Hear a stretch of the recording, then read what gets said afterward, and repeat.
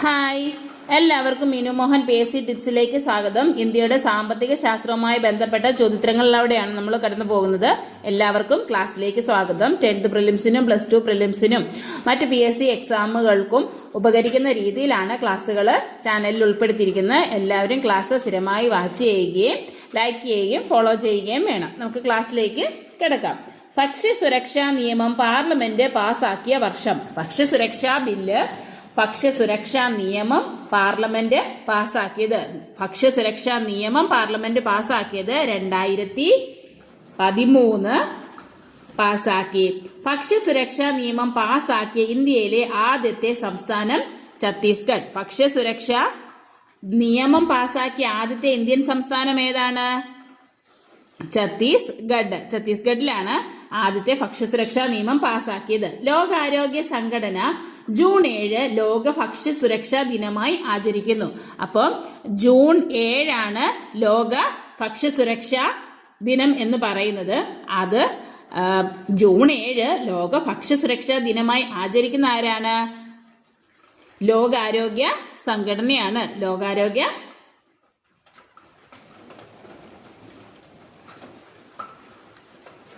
ലോകാരോഗ്യ സംഘടനയുടെ നേതൃത്വത്തിലാണ് ഈ ജൂൺ 7 ലോക ഭക്ഷ്യസുരക്ഷാ ദിനമായി ആചരിക്കുന്നത്. ഭക്ഷ്യസുരക്ഷ, ഭക്ഷ്യക്ഷേമം, സുസ്ഥിര വികസനം എന്നിവ ഉറപ്പാക്കൽ ലക്ഷ്യമാക്കിയാണ് ജൂൺ 7 ലോക ഭക്ഷ്യസുരക്ഷാ ദിനമായിട്ട് ആചരിക്കുന്നത്. അപ്പം ജൂൺ 7 ലോക ഭക്ഷ്യസുരക്ഷാ ദിനമായി ആചരിക്കുന്നത് എന്തിന്റെ എല്ലാം ലക്ഷ്യമിട്ടുകൊണ്ടാണ്? ഭക്ഷ്യസുരക്ഷ, ഭക്ഷ്യക്ഷേമം, സുസ്ഥിര വികസനം. 2018 ഐക്യരാഷ്ട്ര സംഘടനയുടെ പൊതുസഭ ജൂൺ 7 ലോക ഭക്ഷ്യ സുരക്ഷാ ദിനമായി ആചരിക്കാൻ തുടങ്ങിയത്. 2018 ഐക്യരാഷ്ട്ര സംഘടനയുടെ പൊതുസഭ ജൂൺ 7. അപ്പം ഐക്യരാഷ്ട്രസഭയുടെ പൊതുസഭ 2018 മുതലാണ് ജൂൺ 7 ലോക ഭക്ഷ്യ സുരക്ഷാ ദിനമായി ആചരിക്കാൻ തുടങ്ങിയത്.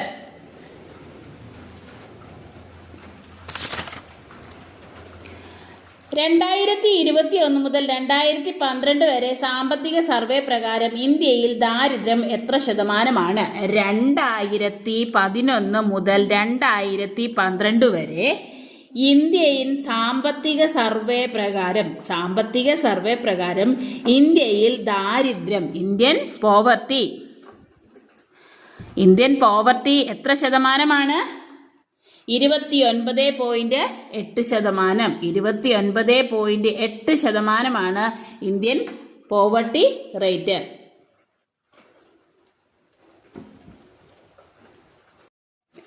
സർക്കാർ തലത്തിൽ നടപ്പിലാക്കി വരുന്ന പ്രധാന ദാരിദ്ര്യ നിർമ്മാർജ്ജന പദ്ധതികളും പരിപാടികളും ഏതെല്ലാമാണെന്നാണ് നോക്കുന്നത്.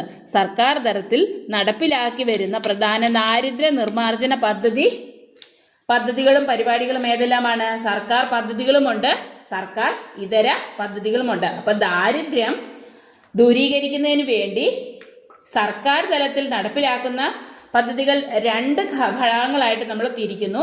സർക്കാർ പദ്ധതികള്, സർക്കാർ ഇതര പദ്ധതികള്. നമുക്ക് സർക്കാർ പദ്ധതികൾ ഏതെല്ലാം എന്ന് നോക്കാം. അന്നപൂർണ, അന്ത്യോദയ അന്ന യോജന, മഹാത്മാഗാന്ധി ഗ്രാമീണ തൊഴിലുറപ്പ് പദ്ധതി, സ്വർണ ജയന്തി, ഷഹാരി റോസ്കർ യോജന, ഇതെല്ലാം സർക്കാർ പദ്ധതികളാണ്. സർക്കാർ പരിപാടികൾ ഏതെല്ലാമാണ്? സംയോജിത ശിശുവികസന പരിപാടി, ദേശീയ ഗ്രാമീണ ഉപജീവന ദൗത്യം, ഭക്ഷണ പരിപാടി, ഉച്ചഭക്ഷണം കുട്ടികൾക്ക് കൊടുക്കുന്ന പദ്ധതി. അപ്പം സർക്കാർ തലത്തിൽ നടപ്പിലാക്കി വരുന്ന പ്രധാനപ്പെട്ട ദാരിദ്ര്യ നിർമ്മാർജ്ജന പദ്ധതികളും പരിപാടികളും. സർക്കാർ പദ്ധതി ഏതാണ്? സർക്കാർ പദ്ധതിയായിട്ടുമുണ്ട്, സർക്കാർ പദ്ധതിയുമുണ്ട്, സർക്കാർ പരിപാടികളുമുണ്ട്. ദാരിദ്ര്യ നിർമ്മാർജ്ജനം നീക്കം ചെയ്യുന്നതിനു വേണ്ടി സർക്കാർ പദ്ധതി, സർക്കാർ പരിപാടി. സർക്കാർ പദ്ധതിയിൽ വരുന്നത് ഏതെല്ലാമാണ്? അന്നപൂർണ, അന്ത്യോദയ അന്ന യോജന, മഹാത്മാഗാന്ധി ഗ്രാമീണ തൊഴിലുറപ്പ് പദ്ധതി, സ്വർണ ജയന്തി, ഷഹാരി റോസ്കർ യോജന. ഈ 3 സർക്കാർ പദ്ധതികൾ. സർക്കാർ പരിപാടികൾ ഏതെല്ലാമാണ്? സംയോജിത ശിശു വികസന പരിപാടി, ദേശീയ ഗ്രാമീണ ഉപജീവന ദൗത്യം, ഉച്ചഭക്ഷണ പരിപാടി. ആസൂത്രണ കമ്മീഷന്റെ നിർദ്ദേശപ്രകാരം ഇന്ത്യൻ ദാരിദ്ര്യരേഖ കാണിക്കുന്ന ഏത് കലോറിയുടെ അടിസ്ഥാനത്തിലായിരുന്നു? ഗ്രാമപ്രദേശത്ത് എത്ര കലോറിയിൽ താഴെ ലഭിക്കുന്നവരെയാണ് ദാരിദ്ര്യരേഖയ്ക്ക് താഴെയുള്ളവർ എന്ന് പറയുന്നത്? അതായത് എത്ര ശതമാനം കലോറിക്ക് താഴെയാണ് ലഭിക്കുന്നത്, അതിനനുസരിച്ചാണ് നമ്മൾ ദാരിദ്ര്യരേഖ കണക്കാക്കുന്നത്. അപ്പോൾ ഇന്ത്യയിൽ 2400-ൽ താഴെ കലോറി ലഭിക്കുന്ന വിഭാഗങ്ങളെല്ലാം എന്താണ്? ദാരിദ്ര്യരേഖയ്ക്ക് താഴെയുള്ളവർ എന്ന വിഭാഗത്തിൽ പെടുന്നു. 2100 കലോറിക്ക് താഴെ ലഭിക്കുന്നവരെയാണ് നഗരങ്ങളിൽ ദാരിദ്ര്യരേഖയ്ക്ക് താഴെയുള്ളവർ. ഇത് ഗ്രാമങ്ങളിൽ.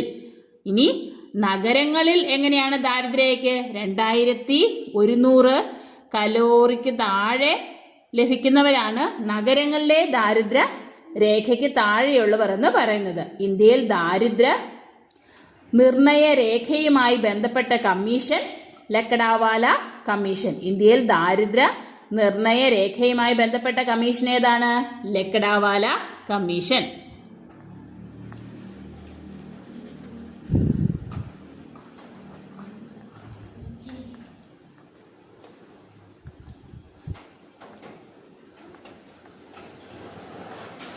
വിതരണത്തിലെ അപാകത, സാധനങ്ങൾ വാങ്ങാനുള്ള വ്യക്തികളുടെ ശേഷിക്കുറവ് എന്നിവ ദാരിദ്ര്യത്തിന് കാരണമാകുന്നു. അപ്പം ദാരിദ്ര്യത്തിന് കാരണമാകുന്ന കാരണങ്ങൾ എന്തെല്ലാമാണ്?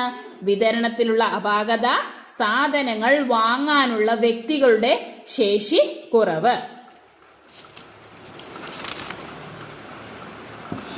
മഹാത്മാഗാന്ധി ദേശീയ ഗ്രാമീണ തൊഴിലുറപ്പ് പദ്ധതി സാമ്പത്തിക വർഷത്തിൽ എത്ര ദിവസം തൊഴിലുറപ്പ് നൽകുന്നു?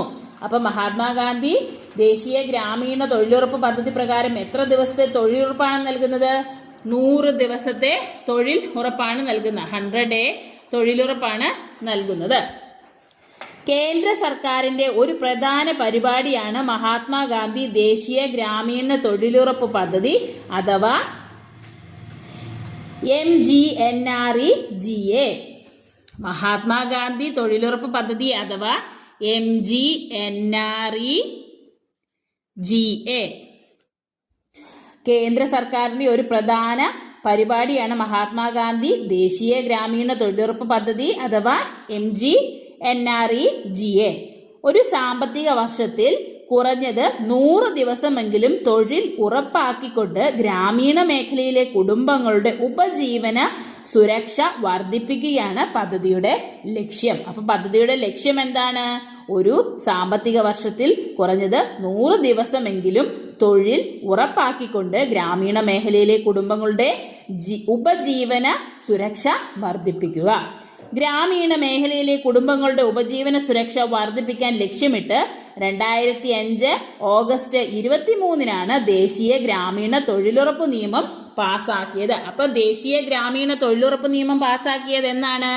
2005 ഓഗസ്റ്റ് 23. ഓഗസ്റ്റ് 23-നാണ്.